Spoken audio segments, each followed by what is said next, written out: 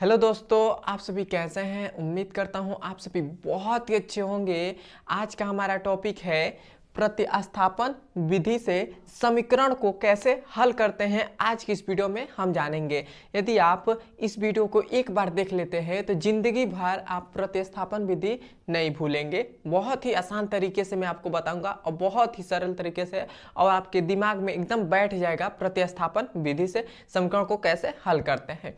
ताइए अब हम शुरू करते हैं। जब भी आपको कोई कहे कि प्रतिस्थापन विधि से हल कीजिए समीकरण को, आपको जब भी कोई देगा, आपको कहेगा, एग्जाम में आपको पूछेगा कि प्रतिस्थापन विधि से हल कीजिए, तो उस समय आपको दो समीकरण देगा।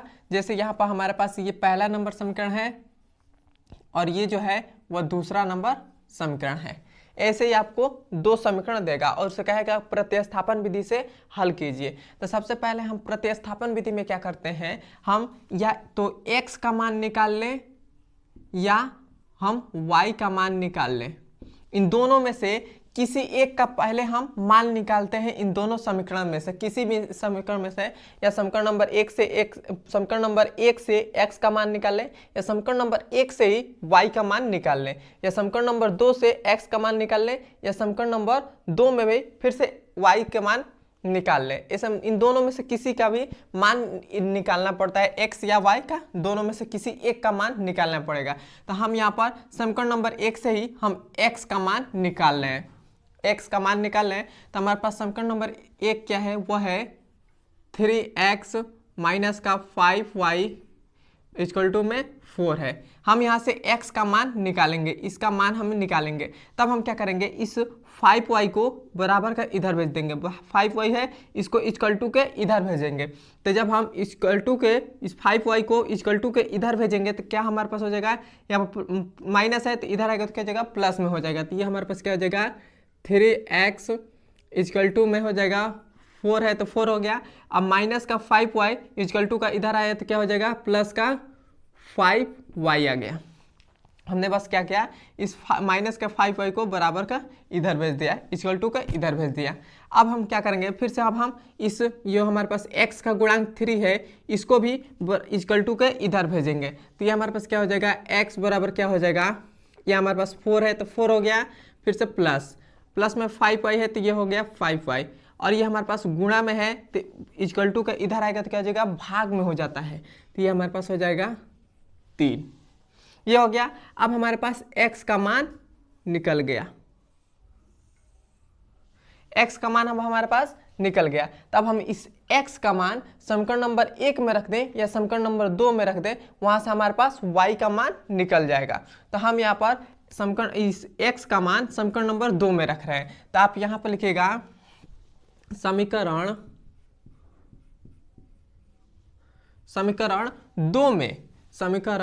दो में x का मान रखने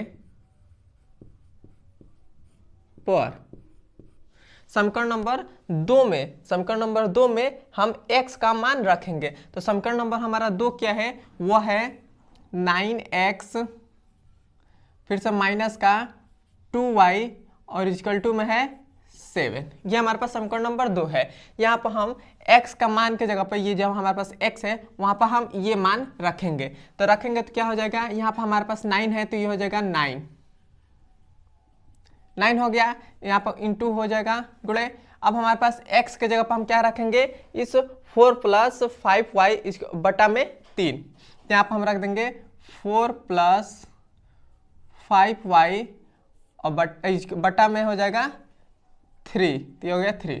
फिर से यहाँ पर माइनस है तो ये हो जाएगा माइनस 2y है तो ये हो जाएगा 2y इक्वल टू में है 7, तो 7 हो गया। अब देखिए 3 एक 3 और 3 3 का 9 हो गया।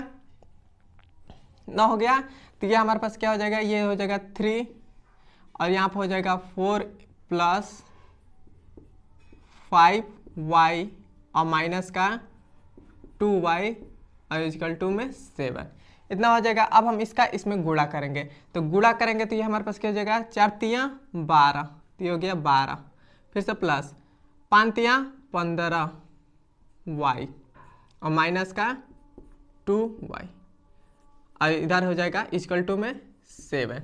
इतना हो गया। अब हम क्या करेंगे, इस 12 जो हमारे पास है इसको हम इक्वल टू के इधर भेजेंगे। तो जब हम 12 को इक्वल टू के इधर भेजेंगे तो हमारे पास क्या हो जाएगा, इधर क्या बचेगा, इधर तो प्लस का 15y है, माइनस का 2y है और इक्वल टू इधर 7 है, 7 हो गया। अब हमने 12 को जब हम इक्वल टू के इधर भेजे थे हमारे पास इधर प्लस में था, तो इधर आएगा तो क्या हो जाएगा, माइनस का 12 हो जाएगा, माइनस का 12 हो जाएगा। अब देखिए, अब हम 15y में से 2y घटाएंगे तो हमारे पास कितना बचेगा, 13y बचेगा। तो ये हो जाएगा 13y और ये हो जाएगा इक्वल टू। अब हम 12 में से 7 को घटाएंगे तब हमारे पास कितना बचेगा, 12 में से अब हम 7 को घटाएंगे तो कितना बचेगा, हमारे पास बचेगा 5 बचेगा, 5 हो गया। उसके बाद देखते हैं कि इन दोनों के आगे किस, जो इन दोनों में देखते हैं कौन सी बड़ी संख्या है। तो हमारे पास 12 बड़ी संख्या है, इसके आगे देखेंगे किस चीज़ का साइन है, तो इसके आगे माइनस का साइन है तो यहाँ पर माइनस का साइन हो जाएगा। देखिए, जब भी ऐसे माइनस प्लस दे दे तो उसको घटाते हैं, तो कैसे घटाएंगे, सबसे पहले तो उसमें से पहले घटा लेंगे। तो घटा लिए तो हमारे पास 12 में से 7 घटाए तो 5 आ गया। उसके बाद इन दोनों में देखते हैं हमारी बड़ी संख्या कौन है, तो ये हमारे पास बड़ी संख्या 12 है, तो 12 हो गया। अब हम इसके आगे देखते हैं किस चीज़ का साइन है, मतलब किस चीज़ का साइन है, तो हमारे पास आगे माइनस का साइन है तो यहाँ पर माइनस का साइन हो जाएगा। यही यहाँ पर प्लस का साइन रहता तो यहाँ पर प्लस हो जाता। इतना हो गया। अब देखिए, अब हमारे पास से आगे बढ़ते हैं। अब यहाँ हमारे पास जो 13 है, y का गुणांक क्या है, 13 है। अब हम इस 13 को भी इक्वल टू का इधर भेज देंगे तो ये हमारे पास क्या आ जाएगा, y बराबर क्या आ जाएगा, माइनस का 5 बटा में आ जाएगा 13। y का मान हमारे पास आ गया माइनस का 5 बटा में 13। अब हम यहाँ पर x का मान निकालेंगे। तब हम x का मान निकालेंगे तब हम क्या करेंगे, इस y का मान इस x वाले इसमें हम रख देंगे। तो इसमें रखेंगे, इसे मान लेते हैं समीकरण नंबर ये 3 है। तो हम y का मान समीकरण नंबर 3 में रखने पर, तो यहाँ पर हम लिखेंगे समीकरण 3 में y का मान रखने पर। अब हम समीकरण नंबर 3 में y का मान रखेंगे। तो समीकरण नंबर 3 हमारे पास क्या है, वह है x इक्वल टू में 4 + 5y बटा में 3 है तो 3 हो गया। अब देखिए,